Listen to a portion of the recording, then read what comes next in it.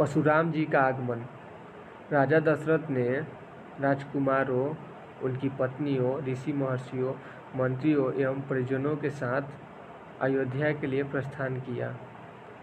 प्रस्थान करते ही सभी ओर भयंकर शब्द करने वाले पक्षियों आवाज़ें सुनाई देने लगी।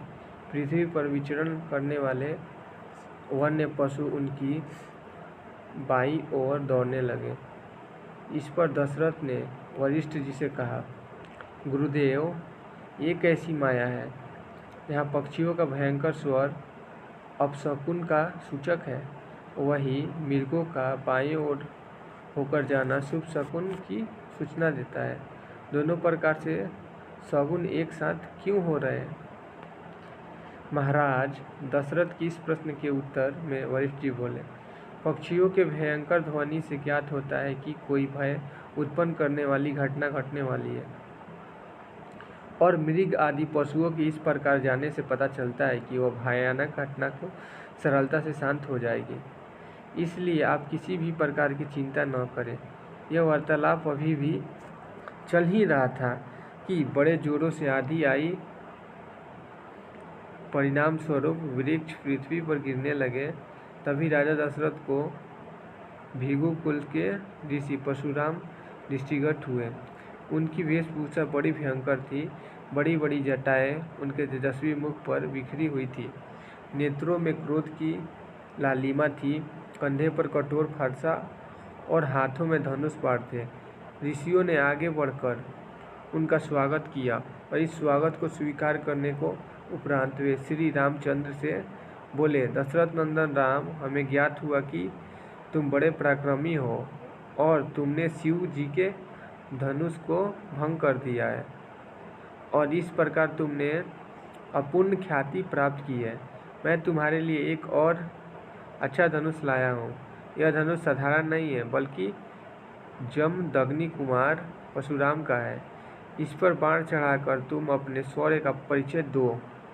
तुम्हारे बल और शौर्य को देखने के पश्चात मैं तुम्हें द्वंद्व युद्ध करूँगा।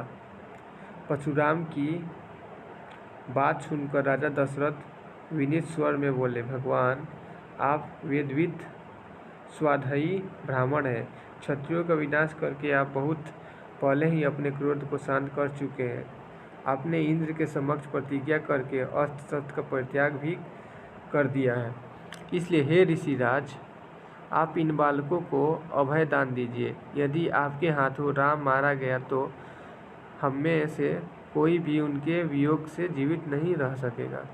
परशुराम जी ने दशरथ की बात पर कुछ भी ध्यान नहीं दिया। वे राम से बोले, राम, संसार में केवल 2 ही धनुष सर्वश्रेष्ठ माने जाते हैं। सारा संसार उनका सम्मान करता है। विश्वकर्मा ने उन दोनों को स्वयं अपने हाथों से बनाया था। उनमें से एक भगवान शिव के पास था और उसी से भगवान शिव ने त्रिपुरासुर का वध किया था। तुमने उसी धनुष को तोड़ डाला है। दूसरा दिव्य धनुष मेरे हाथ में है। ये भगवान विष्णु का धनुष है। यह भी पिनाक की भांति ही शक्तिशाली है। एक बार शिव और विष्णु में भयंकर युद्ध हुआ। विष्णु को देवताओं ने श्रेष्ठ मानकर शांत किया। शांत होने पर विष्णु ने भृगुवंशी ऋचिक मुनि को धरोहर के रूप में वह धनुष दे दिया। अपने पूर्व पुरुषों से यह धनुष प्राप्त हुआ है। अब तुम एक क्षत्रिय के नाते इस धनुष को लेकर इस पर बाण चढ़ाओ और सफल होने पर मेरे साथ द्वंद्व युद्ध करो।